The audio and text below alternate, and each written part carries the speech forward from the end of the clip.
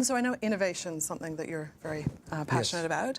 And as you would know, Australia has a new national innovation and science agenda. Yes. And there's a lot of talk about it, a lot of money being put into creating business and economic growth through innovation. Yes.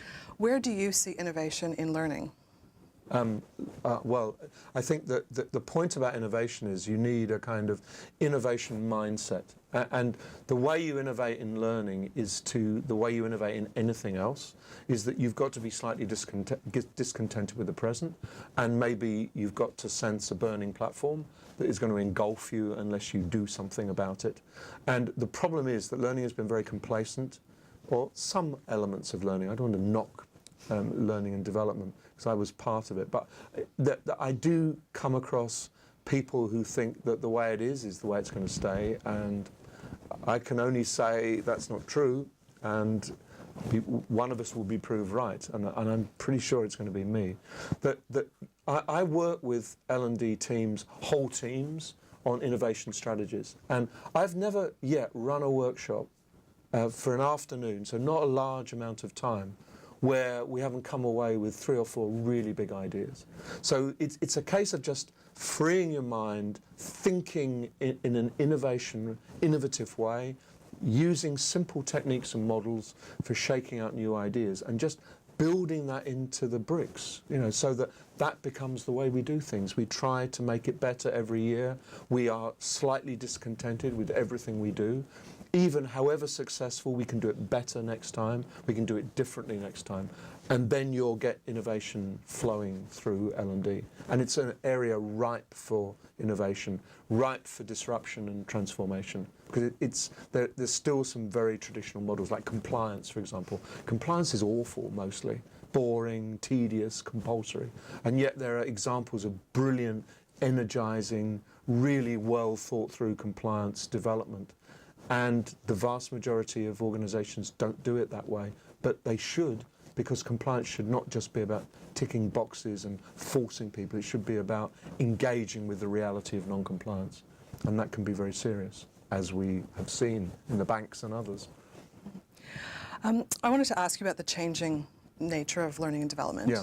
And I recall in 2014 at the conference, you said that learning and development will completely change in 5 years' time. Yes. And you cited things like advances in technology, neuroscience, mass customization of learning. So we're now halfway to your 5 years. Are you thinking it will change faster, slower? Are there other drivers that are changing the way in which learning and development is operating? There are other drivers, but I think it is changing fast. I tend to see the leading edge stuff, but some of the examples of completely different models of learning, where big courses have all been abolished and focusing on the moment of need, putting stuff online which traditionally was never thought capable of functioning online, rethinking onboarding, massive re-engineering of onboarding programs, which are usually very expensive, very, very slow, dull, and almost make people regret they ever joined the company in the first place, into really dynamic, exciting onboarding, which is almost like a continuous process throughout your career, always something to learn about the organisation. And I've seen the way people are beginning to recognise that, the smartphone in your pocket or your purse is not just any old tool. It is a deeply personal part of you, and to not exploit that attachment in learning seems to me to be almost insane, but not to create something that was designed for a big widescreen TV like the one we're looking at now, and squeezing it onto a phone so it's illegible and awful, but to horses for courses. Like BP, for example, in their leadership program, they use the smartphone app as a way of putting the checklists, so the notes and reminders and the hints and the helps, and also using it so the team in a particular part of the organisation could rate something or share their concerns, and the app would then amplify it, analyse it, and present it to the leader. Brilliant use of those technologies, and completely different to anything that's come before. So I think that there's more pressure. It's a more volatile world than it was in 2014, and therefore the changes are coming thick and fast. So I said 5 years. I think that's maybe, I'm right, 2019. That's going to be that's been a big year. And yet we're still seeing organizations where they've got firewalls and policies against using your own device and things like that. So how do you overcome that in a business? It's hard, and ultimately, if the business is totally entrenched, then you don't overcome it. You probably leave and go somewhere else. I ask groups of people, how many of you have got a firewall that blocks social media, blocks Facebook, blocks Twitter, blocks LinkedIn, blocks access to Wikipedia, for example? About usually half put their hands up. And I say, and how many people do you think in your organization use Facebook and LinkedIn and Twitter and Wikipedia? And they go, everybody. And it's just you've just got to emphasize it's futile. If you lock down someone's desktop and their phone, they buy their own smartphone and they bring it into the office, or they bring in their iPad. There's ways around it unless you're in a ridiculously highly secure environment. So you might as well go with the flow, and there's no evidence to say that that makes an organization less productive. It certainly moves knowledge and it moves information around faster. And why would you not try to share the kinds of insights that come through Facebook and Twitter, rather than just give it away to the outside world and not benefit from it? Because you're not going to stop it. It's just the way the world is at the moment. Go with it. So I think you make the case, the learning case, and if they turn it down, they turn it down. So businesses and increasingly regulators are focusing on organizational culture and recognizing the links between the culture of an organization and business success. Yes.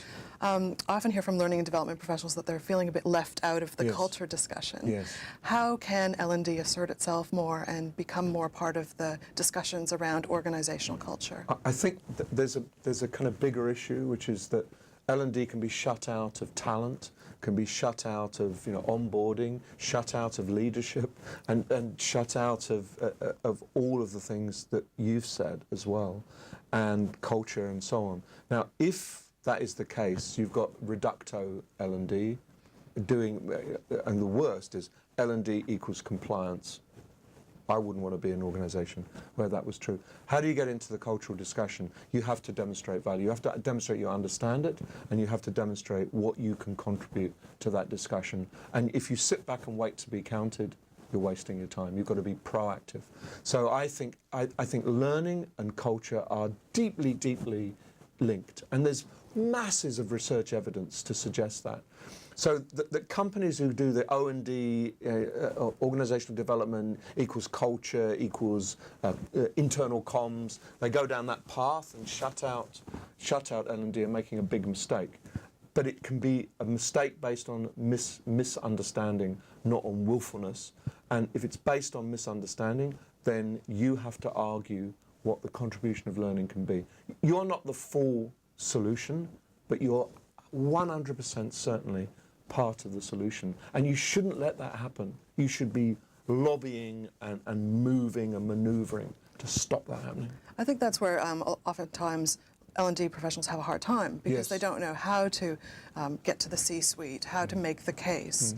And I know you spoke earlier about big data and learning analytics, and I'm just wondering if there's something in that about how L&D professionals can mine that data and use it in a meaningful way to convey their value and what they bring to the organization. Yes, yes. Let me give you one example of an insurance company. The insurance company used Twitter and Facebook. They lobbied and analysed all of the customer data coming through, and they did phone call questions, text message questions. They got loads of data back, so they were much more intimately involved with customers than they'd ever been in the past. And the L&D person asked to look at that data, say, could I look at that? And what are the conclusions? And they worked with that data, and what it was clear was that there were some significant problems with the sales force that the company had not picked up, that mixed messages were being given, and therefore bad customer experiences were being had. So L&D said, we think we can fix these issues with the sales force, and we should see an uptick in sales and a downtick in complaints. Can we do that? They were given the money by the company. They didn't use their own budget. They put it through. It was an amazing success. Exactly what they proved was right. Now, if they hadn't gone to look at the data and say, can we see the company filtered through the eyes of the customer, rather than that's nothing to do with us, we have to gather our own data. So just be aware of what exists, and most people will help. If you go into NAB in Melbourne, on the ground floor, they've got their social media room, which is a box with massive TV screens, which tracks 24 hours a day, every Facebook comment, every Twitter tweet about NAB, customers, businesses, and they're onto something. They're onto it way before it's become a big trend. Now, they love bringing different parts of the organisation to sit in that room for a day to try to understand the data that's coming in and what you can do about it. And I'm saying to L&D, get in there. You're just as important as marketing or compliance or product sales or whatever it might be. Get in there and see how the bank is experienced by the outside world. And then you react in a learning way, not a marketing way or a compliance way or a sales way, to that exact same data, because it's there for everybody. And most organizations are glad and grateful that L&D wants to leverage that data, and they don't say keep out. And they're surprised often because they think, what, I thought L&D was data light, data free zone, and it shouldn't be, and it needn't be.